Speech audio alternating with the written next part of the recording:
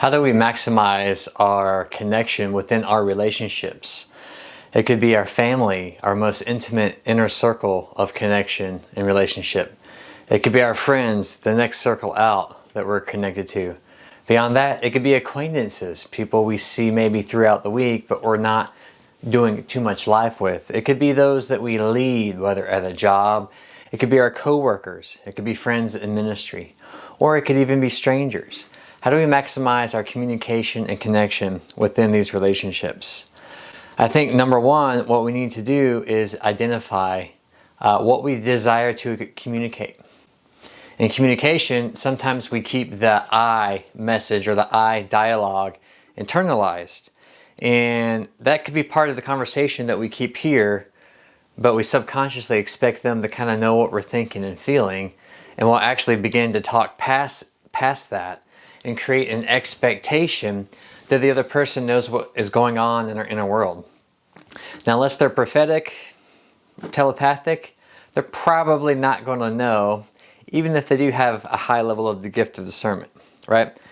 And so we need to first identify what it is that we need, what it is that we want, what we desire and expect to happen. And once we can identify that, number two, we can begin to add clarity, right? So we can clarify what we need and want using these I messages. Now, that can also go both ways. You know, if we are able to have the self-awareness to recognize how we're communicating and what we need, and how to clearly relate that or communicate that to the person that we're interacting with, then we'll also have the tool in reverse. The person that we're listening to, well, maybe they skipped past the I message, and maybe they skipped past being able to vocalize what's happening on the inside of them. And so how do we do that? We can clarify. We can use questions and reflective language. Here's what I heard you say. Is that what you meant? Can you tell me more? Perhaps you could elaborate. When you said this, did you mean this? And then meaning this, did you mean this? Sometimes we will answer according to what we assume they're meaning, and we could be using similar language without realizing it. Our definitions don't match, and we could end up drifting apart, and we can leave that conversation with a misunderstanding or miscommunication simply because we weren't able to express our needs or hear the needs of someone else. So misunderstandings lead to miscommunication. And miscommunication can lead to missed opportunities, right? It can lead to misconnection. Sometimes we can jump past because we're not being slow to speak and quick to listen. Sometimes we react instead of respond in a conversation. Now, as emotions begin to enter work based on what we're experiencing in the conversation, our emotion might not match what the person is necessarily communicating. You know why they invented emojis for cell phones? Because however I'm feeling in the mood or where I'm at in life when I read that text message, I'll read right into whatever emotion I'm experiencing. I'm also likely to read into the text that I've received what I think they mean without asking clarity. So when we add emojis like smiley face, you can think, oh, I thought this person was upset, but there's a smiley face, right? And so reading body language, you know, there's a sender, there's the transmission, and there's the receiver, and there's feedback, and then there's noise, right? So the sender reveals the message, and then the receiver receives the message. But surrounding that is feedback, right? There's external feedback, what's happening in the room, what could be distracting, what's going on. There's the receiver. Are they having a great day or are they having a bad day? Are they pressed for time or are they slow for time? Sometimes we can project our expectation on the pace of the conversation just as easily as we're injecting our interpretation on what's being said, not being said, what they mean by their facial expression, what they don't mean by their facial expression. You know, oftentimes I have to tell people, like if I'm listening to someone talk and my face gets real zoomed in, like, and I actually do less body language and I actually do less gestures, it's because I'm actually in total receptive mode. What they're saying is inspiring me, and I'm beginning to think and process what they're saying. Now I actually have to coach myself. Hey Dave, smile, make eye contact, listen to what they're saying. I'll have to coach myself because I'm being inspired. However, that's just how I express. Now they may interpret it as, oh no, he might not be liking what I'm saying. He might be disinterested or disconnected. But the way I process information is I go quiet and absorb. Other people, they get really excited when they're receiving information. They're like, yeah, come on, amen, give me some more. And so one person's style of communication isn't going to be dogmatic for every single person. So it's important to ask some of these questions. Some of these questions we can ask internally. Do I think maybe I have an emotional response, but then what I can do is I can wait a second, ask myself why I had that response, what was the thought behind it, and does that thought behind it match up with what they're saying? And if we don't know the answer, well then that's when we can ask a clarifying question. Not in a way that leads them or inserts our meaning into what they could have said. Are you angry because that sounded angry? No, that's not the kind of question that you want to ask. A better question to ask in that situation is, well, what did you mean by that? Well, how did you feel about that? You can ask them where their emotional state is. So to avoid misunderstandings, there's two things we can do, and I'll say it up front, and then I'll elaborate more on it in a minute. Number one is we can collaborate, or we're looking for ways to work together. Now, when you look for ways to work together and you have two powerful people, you're probably not going to have the same opinion. You're probably not going to have the same expectation. And so if you see a mismatch there, then that's time to compromise, right? We can compromise for the sake of getting clarity for moving forward instead of majoring on a minor. You know, sometimes we'll call it to agree to disagree. I would say that's the third level. I would say collaborate, compromise, then agree to disagree, right? Now, there are times in life we reach an impasse, and we'll discuss that momentarily. You know, but if you're looking for connection instead of being upset about why you're not connected, if you're looking for opportunities instead of the opportunity not looking exactly how you would like it to look, then I think if we go through that and we have that positive mindset and we're looking, you know, Bill Johnson says a lot, look for what God is doing, not what He's not doing. Look for the progress you are making in the conversation and don't get upset about what's not happening. Yes, we all want to be seen, known, and heard. And sometimes something major inside of us could be something we really want to discuss in this conversation. But if we try to force the issue, even if we get it out, it could actually exacerbate that issue rather than resolve that issue. So sometimes we just wait, we hold on to it, we trust the Lord, and we look for the best, and we want to be uplifting, encouraging to others. So looking back, when we choose to collaborate or compromise, we'll have made connection. We'll have made progress, even if it didn't match our initial expectation or ideals, right? You'll have a memory to cherish instead of a missed opportunity. You know, how many times can we want one thing to look this way and the opposite party wants it to look this way, right? And sometimes we as human nature, will get stubborn, we'll get frustrated, we'll stand on the ground and say, well, if it's not my way, it's the highway. I want it to be done this way or I won't do it at all. Did you know that's actually a fight, flight, or freeze response? And it's not healthy. And so what we do is we stand our ground and then we have disconnection and then we get frustrated at the disconnection that we actually created by wanting to stand our ground, right?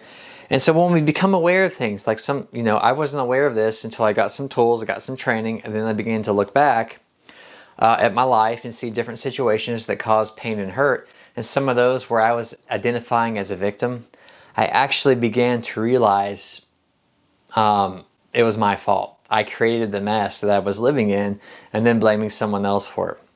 But that's okay. That's actually a comforting realization because then I can go back and clean up that mess. I can reset the memory. I can actually then begin to change the way I look at the person. And something that I thought they did was harmful, maybe they never meant or didn't even know about. And so that can give me healing and health moving forward. You know, I'm going to read to you from Jason Vallotton's book, Emotional Prosperity. This is one of our handbooks that we use in our pastoral ministry course when it goes into counseling, where we identify a problem, then we solve the problem, and then we create solutions. So here's 4 types of communication. Number 1 is passive. Passive communication implies Your needs matter and I don't. You know, that's when we can be someone who doesn't speak up, who doesn't know they're powerful, and we kind of, for the sake of just wanting to be seen and heard, we'll let others kind of run over us and decide things for us because we're ashamed or we're shy or we don't know how to speak our mind, right? And so moving beyond that, we can begin to incorporate some of these tools to realize our God-given identity. And we're not going to run right back over them in the process. We're going to learn to communicate in a healthy way, right? People who operate in this style often avoid expressing their feelings, believe they are not worth taking care of, and allow themselves to get run over and lack confidence due to fear. The second form of communication is aggressive. Aggressive communication implies my needs matter and yours don't. And that kind of feeds into the illustration I just gave. You know, if you're trying to make plans with someone and you're trying to find a day and then one person wants it on this day and this day only without compromising to a different day, they're saying, hey, my needs matter, yours don't. You know, but then you can get into this cycle to where, or you might be saying it yourself, you might be projecting that onto someone. Well, they never do this, or this. Well, if you actually go back and recount some of those things, they actually tried to find a solution, right? And sometimes when people are offering solutions, all we see is the problem because it doesn't match our expectations.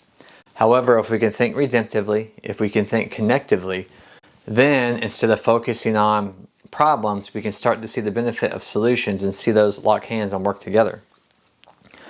Passive aggressive. This is, you know, often it's the kind of smart alecky thing, or it's the I have a need to control thing. Passive aggressive communication implies I will say that your needs matter, and I will act to protect mine. And so that could be one of those things where people passively act like, oh yeah, well that's fine, whatever, but then say something, you know, on the end of that adds on their need and makes that the most dominant part of the sentence. Assertive, and this is the healthy form of communication. Assertive communication implies your needs matter and so do mine. And so that's the collaborate point of communication. Hey, I see that you have a need and I value that, right? But as we're working together in this conversation, I also have a need. So I'm going to hear your need and I'm also going to share my need. Now that both needs are identified, let's work together to see how we can collaborate for those needs to come together, or how we can compromise to help one assist or fall under to the other. You know, in communication and relationships, there's an ebb and a flow, right? We're not going to be able to collaborate every single time. And that can also, when we're learning healthy communication tools, we're not going to be able to collaborate every single time, right? That's not realistic. So if I can't collaborate, then I go into compromise. And if I expect to come out of something every time with a collaboration where both needs are 100% met, then I'm going to actually be back where I started, having false expectations, right? But if I understand, if I'm willing to hear someone's need and I'm willing to share my need, then probably both people aren't going to see that need met 100%. You know what? That's okay. In hearing someone's need, they feel seen, known, heard, loved, and valued. And someone hearing my need, I feel seen, known, heard, loved, and valued. And when that value system is exchanged, then we'll be happy to compromise to see the joy that comes from working together. So look for what can work, not what won't, right? Look for where you're connected and don't focus on disconnection, right? If you can't connect, so if we reach an impasse where we can't, you know, collaborate and compromise, then and we agree to disagree, then we're in an impasse. And impasses are okay. Sometimes those happen, and sometimes those impasses are healthy. So what can we do? We can pause. We can hit the pause button. We can disconnect for a moment. We can say, hey, we're not on the same page. We're not making this work. All right. So let's come to that understanding that this isn't working right now. And let's disconnect. Not disconnect in, you know, I don't like you anymore, but let's disengage the conversation. Let's hit the pause button. And as we disconnect, the first thing we can do is reset. We can do that. We can start out at the top again where identifying what my needs, wants, and desires are, and I'm clarifying those, right? And then what I can do after that is I can reflect on what they told me their needs, wants, and desires were, and I can reflect on those. And then from there, I can begin to come up with creative questions and solutions for our future conversation. So after I disconnect and reset, then I'm primed to be able to reconnect with fresh vision in a brand new way to bring healing or to bring solution to the conversation that reached an impasse, right? Work together to maximize connection. If your heart's to connect, it's to hear, right? But it's also to understand that you are a powerful person, and in that connection, in that relationship, you can also share your needs. You're going to create healthy forms of communication. You're going to create healthy culture, right? You'll have a healthy culture in your family life. You'll have a healthy culture in your friend's life, and you'll have a healthy culture at your job, those you may lead or those you may minister to. So hey, I hope this really blessed you as we just dive into the concept of using tools like this to help us communicate in a healthy, amazing way. I hope this adds to your life. I hope this builds up and edifies your faith, your ministry skills, your vocational skills, and just your interaction skills. You know, some of these tools, sometimes I'll get off into a conversation and I'll begin to interact from not using the tools, and that's okay. That's called self-awareness, right? We don't automatically begin to become the tool, right? We will sometimes we'll get into the conversation and then remember, wait a minute, I have a tool for that. That self-awareness is high, emotional and spiritual IQ, that to be able to stop and identify, hey, what's going on inside of me? What's going on inside of them? Okay, now I can speak to it from a new perspective, and we can move forward and we can make progress. And we also don't need to weaponize the tools where we begin to project our needs onto someone else. Hey, we talked about how your needs matter and so do mine, but you're not honoring my needs right now. Well, that actually creates more disconnection, right? True honoring and valuing of needs isn't a trading system. It's putting both on the table and see how they can work together. So again, I hope this was a great benefit for you. Please subscribe for more amazing content, from coaching to spiritual teaching to encouragement to experiencing God in all the amazing, wonderful, and awesome ways that He's made Himself available. I love you guys. I'll see you next time.